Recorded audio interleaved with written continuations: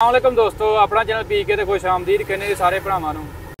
मैं वीडियो शुरू करन तो पहलां तुहानूं मैं किसान की अहमीयत याद दिलांदा जावां। ਇਹ ਜਿਹੜੀ ਸਾਡੇ ਘਰ ਜਾਂ ਤੁਹਾਡੇ ਘਰ ਗਰਮਾ ਗਰਮ ਤੁਸੀਂ ਰੋਟੀ ਖਾਂਦੇ ਹੋ ਨਾ, ਇਹਦੇ ਪਿੱਛੇ ਬੜੀ ਲੰਮੀ ਕਹਾਣੀ ਹੈ ਤੇ ਇਹ ਕਹਾਣੀ ਦਾ ਜਿਹੜਾ ਮਰਕਜ਼ੀ ਕਿਰਦਾਰ ਹੈ ਉਹ ਹੈ ਸਾਡਾ ਕਿਸਾਨ। ਕਿਸੇ ਵੀ ਮੁਲਕ ਦੇ ਵਿੱਚ ਕਿਸਾਨ ਤੇ ਜ਼ਰਾਅਤ ਰੀੜ੍ਹ ਦੀ ਹੱਡੀ ਸਾਬਤ ਹੁੰਦੇ ਨੇ ਤੇ ਮੈਨੂੰ ਬੜੀ ਖੁਸ਼ੀ ਹੋਈ ਹੈ ਕਿ ਬੈਂਕ ਆਫ ਪੰਜਾਬ ਤੇ हुकूमत पंजाब की तरफों जो किसान कार्ड मुतारफ किया गया। किसान कार्ड जो जी 5 लाख किसानों को 150 अरब रुपये कर्जे देगा बिला सूद।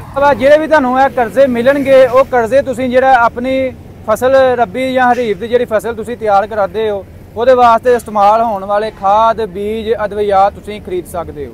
12.5 ਏਕੜ ਦੇ ਮਾਲਕਾਂ ਜਿਹੜੇ ਨੇ ਉਹ ਕਿਸਾਨ ਕਾਰਡ ਵਾਸਤੇ ਅਹਿਲ ਨੇ। 30,000 ਰੁਪਈਆ ਫੀ ਏਕੜ ਬਿਲਾ ਸੂਦ ਜਿਹੜਾ ਕਰਜ਼ਾ ਦਿੱਤਾ ਜਾਏਗਾ। वो कर्जा जिस तरह कि तुहानूं मैं दस्सिया तुसीं खाद बीज ते अदवियात वगैरह खरीद सकते। नहायत आसान तरीकाकार है। अपने रजिस्टर्ड मोबाइल नंबर तो तुसीं जी PKC स्पेस अपना शनाख्ती कार्ड नंबर लिख के 8070 ते मैसेज करना। जो भी तस्दीकी मैसेज आएगा वो मैसेज लैके तुसीं बैंक ऑफ पंजाब की किसी भी ब्रांच दे विच चले जाना, उत्थे जाके तुसीं अपना कार्ड वसूल कर लेना।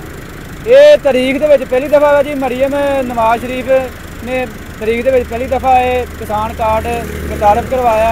बैंक ऑफ पंजाब जिहड़ा जी वो किसान कार्ड जिहड़ा साडे ज़मींदारां तक पहुँचाने वास्ते मसरूफे अमल ने ते हुकूमत पंजाब ते बैंक ऑफ पंजाब नूं यानी कि खुश आमदीद करने उन्होंने खराजे तहसीन पेश करते हैं जी। उन्होंने किसान वास्ते किसान की अहमीयत नूं मद्देनज़र रखते हुए उन्होंने वास्ते कोई अच्छा इकदाम तय पाया।